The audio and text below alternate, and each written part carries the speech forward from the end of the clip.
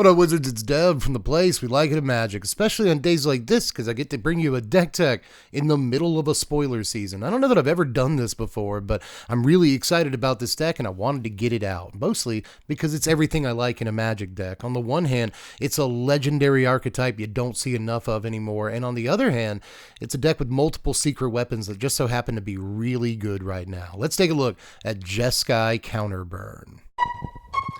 And I'm your favorite Magic Channel's favorite Magic Channel. Best believe that the professor go bananas for my deck tech. And we're back. Make sure you hit the thumb-shaped button as well as the sub button. I'm not sure what it does, but I think it has something to do with free sandwiches. Either way, in case you've subscribed recently, we've gotten a lot of new subscribers in the last week or two because of the Final Fantasy previews.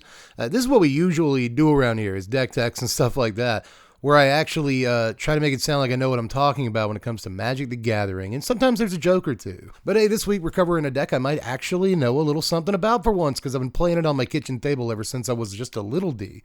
Although I'm not sure when that was. I've been a large man ever since I was like 7 years old. But either way, Counterburn has existed as a concept since at least Shard Phoenix in like 1998 back from Stronghold. Got memories with you, buddy.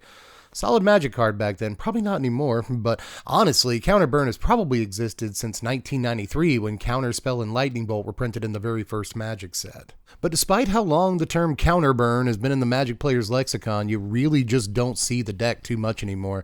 And that's a shame. We're going to try to change that today because we got a lot of really good burn in Standard. We're playing 4 copies of Lightning Helix, 4 copies of Burst Lightning, and even a couple of copies of Heart Flame Duelist in the deck to take advantage of that nice lifelink mode on the body. Helix is really good against all the different flavors of aggro right now, and Burst Lightning can do chunks of damage in the late game once we've established control. So again, we got some solid burn spells right now, but the kids don't care.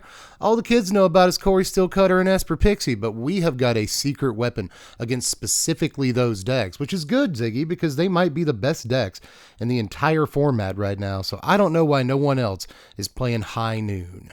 After a couple of weeks of building this deck, I can tell you this feels like a really overpowered card in Standard right now. What if I could guarantee you that Corey Steelcutter would never get a guy because they could never play their second spell in a turn? What if I told you that Esper Pixie was never going to play Hopeless Nightmare into Pixie into Hopeless Nightmare ever again against you? This thing basically allows us to take a 3-foot piece of rebar to the kneecaps of a bunch of different aggro decks in Standard right now, and it fits in with our theme really well. Once we have enough mana, it's late enough in the game, we can just Lava Axe the opponent, or if we have to, it hits any target so we can take out a Sheldred or a Biza if need be. Right now in Standard, there are just too many really strong cards that create way too much value, way too fast. They draw too many cards as an engine, or they just put too many permanents on the table all at one time, and High Noon will slow all of that down to a crawl so that you can actually manage it. That's important for just about any control deck, right? So High Noon just felt like one of the most important cards in the entire deck, and I wanted to give it a special spotlight here at the beginning. But even with High Noon, what I've shown you so far is not enough burn to win most games by itself, so we're going to also play just one copy of a huge win condition here, Chandra Hope's Beacon, a card that we've actually seen pop up in a few Jeskai control lists recently, and after I've played it for a couple of weeks now, I understand why. This is just a really good card for turning the corner against multiple decks right now, not even just aggro. There's been plenty of Golgari mid-range matchups and Jeskai Oculus matchups where this card has proved pivotal. It's just kind of hard for some opponents to stabilize their board state once you have Chandra down, and even if they can attack into her, they're still taking a turn off from attacking you, and maybe a plus wonder, and she was able to get you another sweeper, or more importantly a lot of the time a lightning helix to either blow stuff up or close out the game. The number of times that she's gotten me double helix because of her passive ability, it must be in her DNA. Yes, that's probably the dumbest pun in the entire video. But apart from that, her real value is in the fact that once you have turned the corner, she just sits on the board, ticking up every turn and threatening to blow up whatever your opponent can play when they do recover, and eventually just threatening to take your opponent out wholesale. But there is another nasty banger of a burn card that I'm playing in this thing, and it's a card that I was really excited about in the preseason, and I'm pretty sure that I'm the only one playing it on Arena right now, but it's 2 copies of New Way Forward. What a fun Magic card. I have turned around a lot of games and won on the spot with this thing, whether it was by targeting an Atali that was coming in for 7 damage or a Golem token and Synthesizer that was coming in for like 12 damage. There's been a lot of days saved because of this card. Like this game right here where we targeted an Overlord of the Hauntwoods, ended up hitting our opponent for 6, drawing 6 cards and putting ourselves in the position for a real win. So as reticent as I was to actually include this card in the deck, it's been 2 weeks I've been building this thing and it is still here for a reason. I don't know about you, but I play Magic to have fun, and New Way Forward is pure, unfiltered, distilled fun down to its very essence for a guy like me, and no one, I mean no one, plans for it or sees it coming, which is cool. This deck's card has probably gotten me more nices from my opponents than just about any other card in the deck, and there's something to be said for that. Now, the rest of the deck is actually fairly easy. We're a counter-burn deck, and I've already shown you the burn. Where are them counters at, though? We got 3 copies of No More Lies and 2 copies of 3 Steps Ahead in here. I actually don't think we need to overdo it on the counter spells. There's a couple of more in the sideboard because this is way more of a best of 3 deck than it is a best of 1 deck. I want to go ahead and get that out of the way right now. Play this deck in best of 3. And in best of 3, where you can just side in more counters, I think you don't want to use all the slots in the world on main deck counters.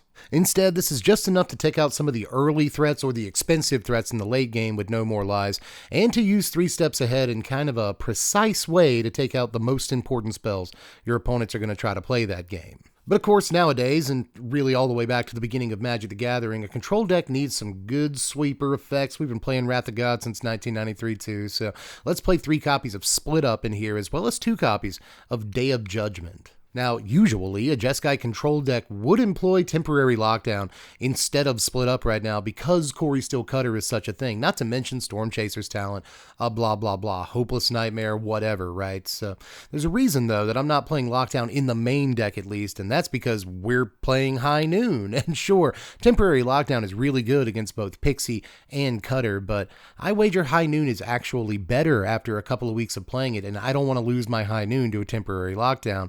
Hence, Split Up, which is still a very good sweeper. But yet another thing a good control deck needs to do, they sure do need to do a lot of things, man, but we got good pieces for everything control needs to do right now, like draw more cards. We need a good card advantage piece in our control deck, and it would be great if it was instant speed, but it doesn't necessarily have to be. That's why we're playing 4 copies of Stock Up in here, because it's just basically the best card draw effect that's been printed in, I don't know, a really long time when you think about it. Kind of does a little impression of Dig Through Time and has even taken the place of that card in several formats. This card is playable all the way back to Legacy. It's not the first time I've said that, and it won't be the last because it impresses me every time I say it. When a card is playable way back there, probably want to give it a chance in Standard. If you're trying to find the sweeper against aggro, it helps you do that. If you're looking for one of the 1 or 2 ofs in the deck, like Chandra or New Way Forward, this helps you do that too. If you're looking for a burn spell to finish the opponent off, you're getting a pretty big dig no matter what. So yes, I think Stock Up's basically the best card advantage piece we can play right now. But we are playing another removal spell that has nothing to do with burn, believe it or not. We're on 3 copies of Get Lost in here, so that we can take out not only huge creatures, because there's a fair number of those in the format from time to time, but we can also blow up enchantments, which is really important to do in Standard right now. But to finish off the main, we're still on 2 main deck copies of Urabrask Forge. Why wouldn't we be, I guess, is the real question here. We're still a 5 main deck sweeper deck. That interacts pretty well with Urabrask Forge, but also works well with all of our burn, whether we're blowing away creatures to forge a path for the forge tokens, or we're just dumping the damage from lightning helixes and burnt lightnings onto the damage we're getting from an Urabrask Forge. That can actually close out a game pretty quick, and for what it's worth, there's still not that much main deck artifact hate in Standard, so Urabrask Forge will stick. Now, there's 25 lands in the deck, but even though this is the most expensive part of the deck by far, there's really not that much that's too surprising here, right?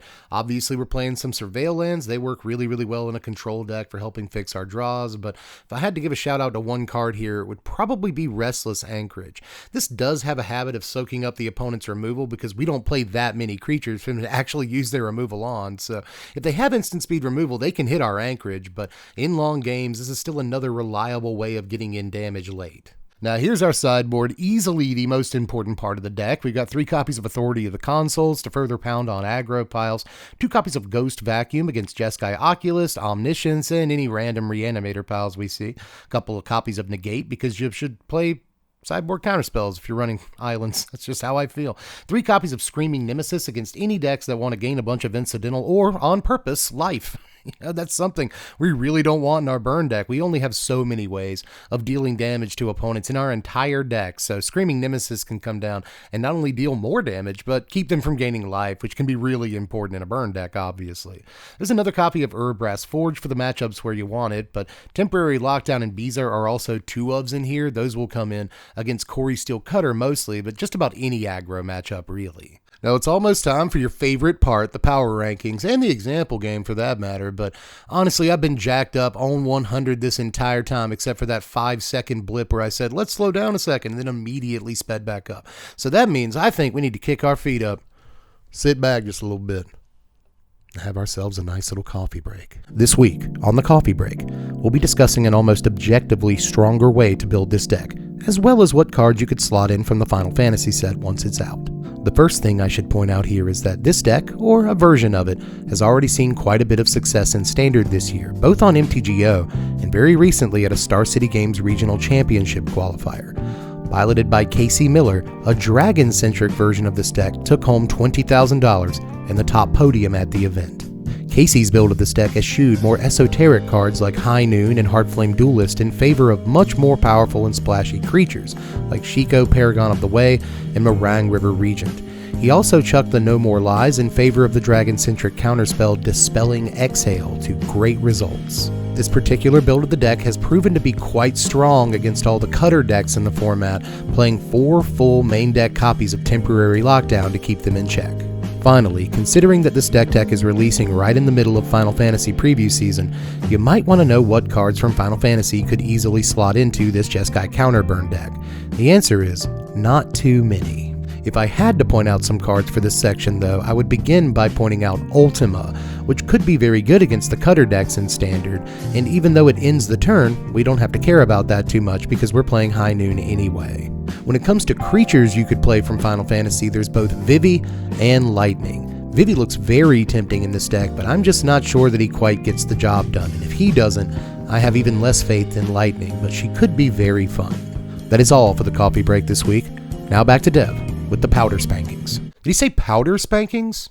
I don't know, sounds like a fun Saturday night, but let's look at the power rankings, which is probably what he meant to say, but you never know with that guy. He's a real freak, one way or the other. We got a final score of 66 down here, which is actually the lowest score in the last couple of seasons, but don't let this suit or this score fool you. This deck picks up plenty of matches once it gets into its board, but it is one of those decks where you should probably only play it if you don't mind playing from behind in games 2 and 3. But it's not that it can't win game 1s, it just needs a little bit of help from time to time. The good news is, though, against some of the most popular matchups in the entire format, it can win game 1s, mostly because of the strength of High Noon against Corey Steel Cutter, and especially Esper Pixie. And if you still don't believe me, and I kind of wouldn't blame you, it's a weird deck, that's one of the reasons we do example games around here, so allow me to show you how we handle one of the most feared decks in the whole format. Now, we are up against Esper Pixie for this week's example game, one of the baddest decks in the format, but we got a good opening hand, 3 lands, a couple of sweepers, and a good removal spell like Get Lost. Not to mention Heartflame Duelist, but they're going to start on Storm Chaser's Talent, always a strong start, but they really go ham on turn 2. They get Spiteful Hexmage, putting that roll token on an Otter, and then throwing down a Nurturing Pixie to pick back up their Storm Chaser's Talent. Turn 2. Ladies and gentlemen, they poke in on us with the Otter, and we go to 19, but we don't have to care too much about their board presence. We have split up and we can take out their 2 larger creatures, leaving them with just the Otter. This turn though, they're going to have another great turn to recover. They're going to Optimistic Scavenger, Storm Chaser's Talent again, put the counter on the Otter, get another Otter, and then resolve yet another Nurturing Pixie, picking up their Storm Chaser's Talent again. Turn 3, everybody. One of the best decks you could possibly come up against, but we have another sweeper in Day of Judgment, something pretty necessary against these builds some of the time. They're just going to resolve Storm Chaser's Talent, play land, and say go. That gives us an opening here to just play land and resolve High Noon. Of course, we have to say go after that, but they're going to keep recovering here and play a Hopeless Nightmare. We are going to miss time and get lost right here and go ahead and blow up the Storm Chasers before they can level it up. We discard a Heartflame Duelist, and of course, that was a mistime play because now they can use the map tokens before their attack step on the Otter. They draw a land and they get a +1/+1 counter and come on in on us. We're going to go down to a pretty healthy 11. That's not so bad. We can just cast stock up right here and grab a Lightning Helix and a New Way Forward. We're going to fall for that, but New Way Forward is a pretty slick Magic card. We're going to play the Inspiring Vantage. It's going to come down tap, but we still have Lightning Helix mana up. Here comes another Storm Chaser's talent, so we Lightning Helix the Otter while it's on the stack, knowing they can't cast any more spells. They get an Otter out of the deal and they have to say go. We draw a Lightning Helix. And we're sitting on an interesting situation here, but rather than hold up for New Way Forward or anything like that, we're just going to start pounding in with our Restless Anchorage. We're going to get a map token off of it, but even though we're going to get the 2 damage here, we can't really do anything with the map token. We want to leave this mana open for the Lightning Helix. Opponent pops their Hopeless Nightmare. They're going to keep one on top here and put the other one on the bottom, so they got something good from that. On this turn, they can just resolve Optimistic Scavenger and nothing else. So we're just going to Lightning Helix the Optimistic Scavenger, go to 17, and then back down to 16 from the Otter swinging in. Our opponent says go. We draw another land here, so we're going to try to get in again with Restless Anchorage, hit a map token on it, but now our opponent is going to choose to pop off that Nowhere to Run, take care of our Restless Anchorage. That's a pretty good play there, so we just drop down a Seachrome Coast and say go into Hopeless Nightmare, which makes us discard that No Way Forward we wanted so bad that we decided to forego drawing another sweeper. So now we're cardless, we draw stock up. Pretty good time to do that. So this one's going to get us a Chandra, and then we're going to deliberate on a land before we just take the counter spell No More Lies. At this point, No More Lies isn't amazing, but if our opponent gets another Hopeless Nightmare or discard effect, then we can just discard the No More Lies and keep the Chandra in our hand, which will be the key to winning the game. Opponent pops another Hopeless Nightmare and keeps 2 on top. Pretty good play there. They come in with the Otter, we go to back down to 11, and then they don't do anything, despite keeping 2 cards on top. That makes me think Counterspell, but we go to resolve Chandra anyway, and we do so. We're going to do 2 damage to the Otter and 2 damage to opponent, making sure that they can't prowess the Otter out of the situation. They go down to 15, and we get an Elegant Parlor and a Surveil. Opponent resolves Sun Pearl Kieran here and decides to pick their Storm Chasers back up, and we keep our Burst Lightning on top from the Surveil. In this turn, opponent's just going to get in on the Chandra, but they can't quite kill it. She goes down to 1, and then they're going to resolve a Fear of Isolation, picking back up their Sun Pearl Kieran. We're going to +1 Chandra and exile the top 5 here, and then we're going to deliberate again a little bit before deciding to double up on a Heartflame Duelist. Opponent, seeing that we've targeted their Fear of Isolation with Duelist, decides to save it with Sun Pearl Kieran, but we can use the second copy of it to blow up their Kieran. A cool play there. Opponent now realizes that sure, they can Storm Chaser's talent here, but there's not a whole lot else they can actually do to get themselves out of the situation, and they're going to get grinded out, so they're gone. Good game, opponent. Now that is it for this one, y'all, but there are still a couple of weeks left in Tarkir Dragonstorm Standard to play this deck, so that gives you over 14 days worth of time to go in there and stomp some of the decks that you have come to hate the absolute most in this Standard so far, and that is a good feeling. So give this thing a shot. Let me know how you feel about it, and of course, I have to say this again to reiterate, play this deck in best of 3. This is not necessarily a best of 1 deck. Despite the fact that it's good against a lot of best of 1 decks, you can try it if you want to.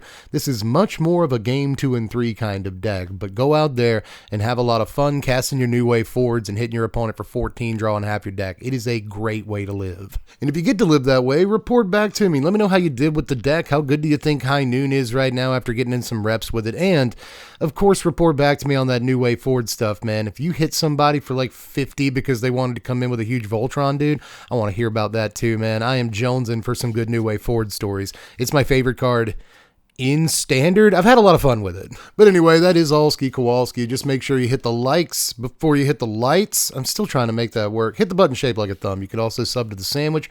Trying to get to 150K by the end of the year. I think it's a realistic goal, so help us realize it. And of course, you could always keep the lights on here around here for real by checking out the Patreon. It's just $1 a month at the lowest tier to get started with your support. We'll be able to vote on decks together. I said wheel because we're a team. We're a crew. You'll be able to vote on what decks that we do in Final Fantasy Standard, and that might actually matter a great deal to you. And $1 a month is all it takes. I think I'm worth $1 a month. It's $1. You know, what can $1 buy you now?